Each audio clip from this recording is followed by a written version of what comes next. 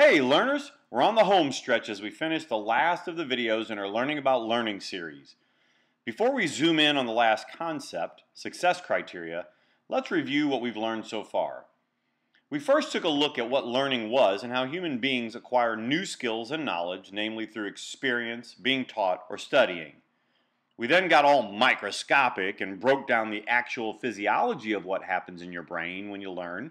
You know, neurons and dendrites and connections and all that good stuff. In the last 3 videos on the brain, we took a close look at memory, specifically sensory memory, short-term memory, and long-term memory. With a well-rounded snapshot of learning, we started to explore the language that teachers use and how they plan for your learning to help you achieve and grow more. We covered essential questions, which explore the why we learn what we learn, the essential standards or HEART standards, which tell us what we need to know and be able to do to be ready for the next course or unit, and learning intentions, which are smaller, broken down skills and concepts that are part of the larger HEART standard. So if essential questions are the why, and essential standards and learning intentions are the what, then the success criteria are the how. In other words, when you're working on the skills and content that you're learning, the success criteria actually tell you how to do them to be successful. Success criteria are like checklists. If you do the things on the checklist, it demonstrates that you have successfully accomplished the skill. While success criteria are really about what it takes to learn a new skill or new content in school, they really work with any skills you're trying to master. Let's take a look at some examples. Go. Okay, Roxana Junior High. Tie-dyeing is one of my favorite things to do. I love to tie-dye and produce the colors and all that. So my standard that I'm working at right now is that I can tie-dye and produce 2 colors with ring designs on there. So there's a couple of steps that I have to go through. I have to get all my supplies. You have to get 2 colors of dye, and I have to have, it's better to use a bottle for part of the dye and then a soak for the other part of the dye. And I have to make sure that I use rubber bands and tighten them on my white t-shirt. Take a big chunk of them and I put them on real tight. So would you say that's one of the success criteria? Yes. Is beginning with, after you get your materials, putting rubber band on the t-shirt and winding it tightly? If you leave a loose piece, then your design will not turn out correctly. So you have to make sure that you have the whole thing on there, and you can spread it out a little bit because that'll move the design, but if it's not tight, then it won't hold the shirt. Very good. So we have to do that. And then when you get all your rubber bands on your t-shirt, you've got this filled with your first color of dye. So you put that in there, and you have salt and the dye, and you have hot water to soak it. You soak it for about 30 minutes, depends on how dark that you want it. Well, once you have that done, then you have to take it and you have to rinse it in water. And you have to be careful there. Then you want to take the other color dye and you want to squirt it all over where you want it. And you still have the rubber bands. Then, how many rubber bands would you need? As many as you want? As many as you want. I usually use about 35 or 40. Okay. And then you take a new bucket and you're going to put just water and vinegar bath so that you can set the dye. The water and the vinegar bath helps set the dye. So you let it soak in there for a little while, and then you take it to a sink, rinse it out really well, throw it in the dryer. Nothing else in the dryer. Make sure there's nothing else in the dryer for about 10 minutes. And then, when you're ready to unveil, this is the fun part. You take the rubber bands off. And as you take them, sometimes it's hard to get the rubber bands off after they're soaked. You take each of the rubber bands off. And then you work, and you get all those rubber bands. Sometimes you get the scissors to cut the rubber bands off because if they're wet and you soaked them and then they've been in the dryer a little bit, then that happens. And sometimes I might use a pillowcase to put them in the dryer so that they don't get dye accidentally in my dryer. And are you ready? Oh, I'm so excited. Miss Witt, I can't wait to see the final. Oh, You see? magnifique. I love the designs and the way white stays behind. The rubber bands are where the white stays behind. And you've got all those.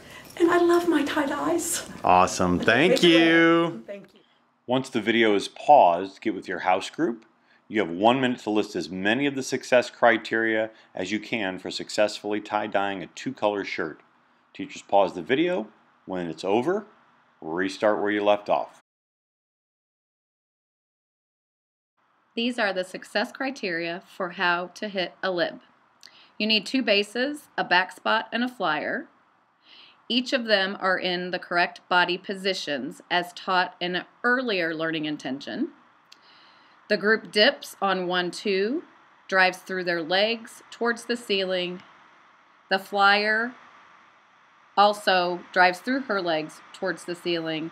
The flyer hits correct lib position at the top of the stunts. Now let's see it in slow motion and see if you can pick out the success criteria.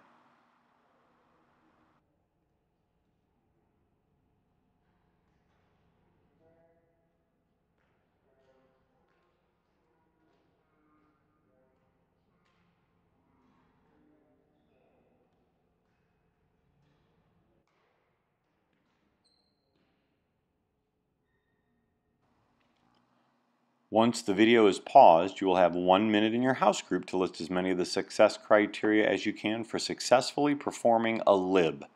Consider the success criteria for both the base and the flyer on top. You may pause the video and resume it when you're complete. Just like there are success criteria for successfully completing a skill, there are also non-examples of success criteria. In other words, doing the opposite of the types of things that make you successful at something. Let's take a look at a non-example of success criteria. This would be a non-example of how to walk on the right side of the blue tape. We see here that we made an effort at accomplishing the success criteria, but we didn't quite meet all of them. Sometimes even when we try a second time, we do not meet the success criteria. We just need to keep on practicing. Now we'll take a look at someone who has practiced walking on the right side of the hall and is demonstrating all of the correct success criteria. Rocks. I love math, love my job. Excuse me, Mr. Anvil, but I was following the blue. How are you doing today, sir? Great. Okay, excuse me, Mr. Anvil? Yeah. We work really hard with the blue line. Could you go back through the door and come back the right way, please? Yeah. I'm just trying to, make sure no one gets in an accident. Good day.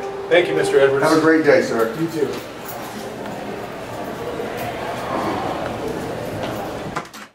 Once the video is paused, you will have 1 minute in your house group to list as many of the success criteria as you can for successfully walking in the hallway. You can go ahead and pause the video. When it's over, press play to continue.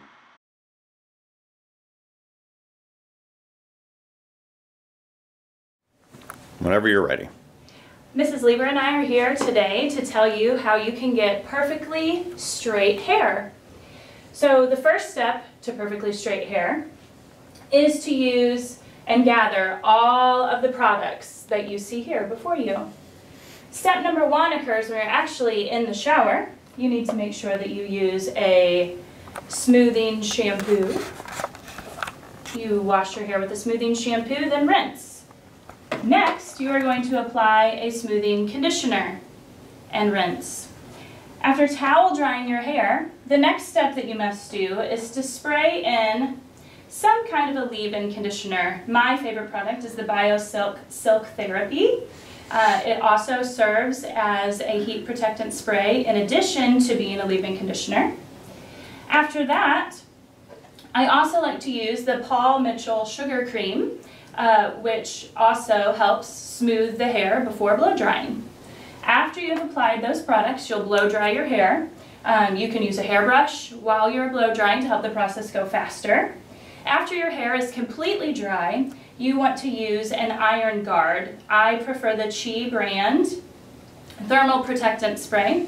This keeps your hair from getting damaged because your flat iron can get up to 300 degrees, and so you want to keep your hair safe. And then after you have sprayed that, you'll want to take a clip and section off strands of your hair like this. Begin here, and then you would take your flat iron, start at the root, and go all the way down to the bottom.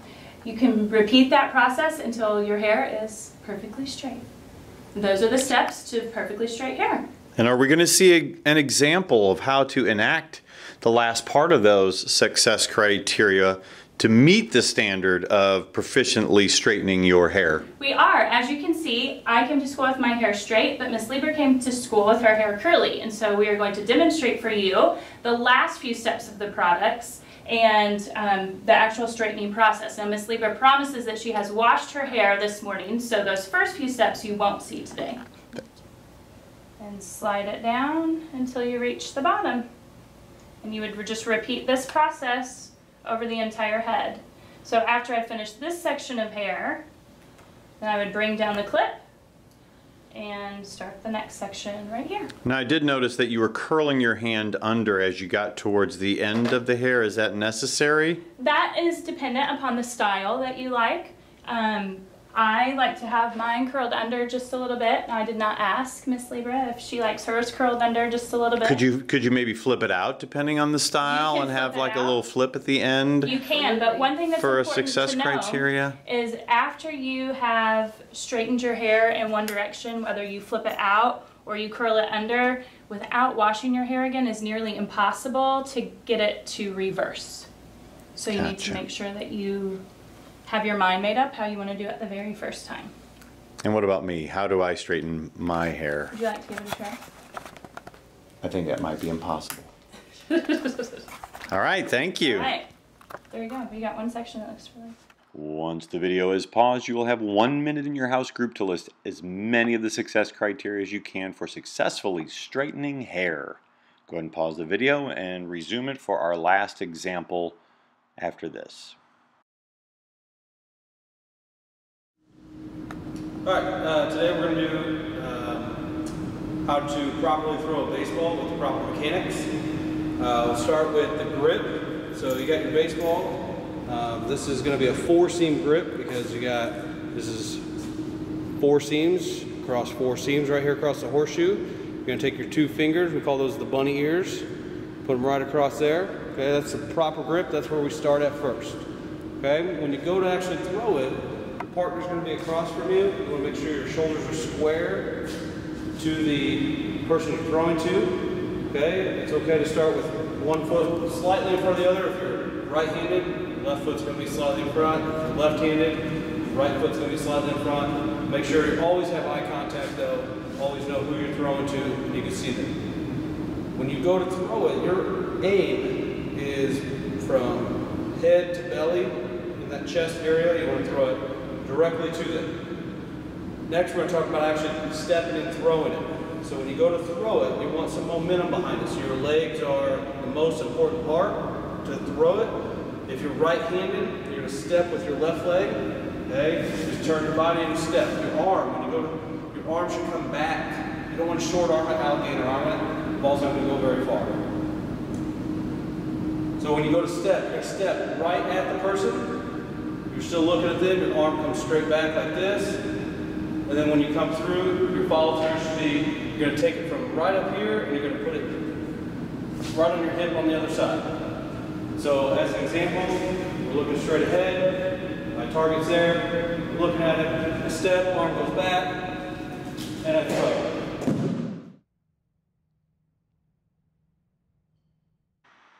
Once the video is paused, you will have 1 minute for this last one in your house group to list as many of the success criteria as you can for successfully throwing a baseball.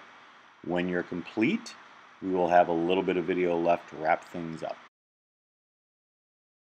Well, our time here has come to an end. You'll be doing lots of different things in advisories to learn and grow, and hopefully this knowledge of how your brain works, how learning works, and how teachers prepare for your achievement is going to help accelerate your path to greatness. Till next time, keep on learning.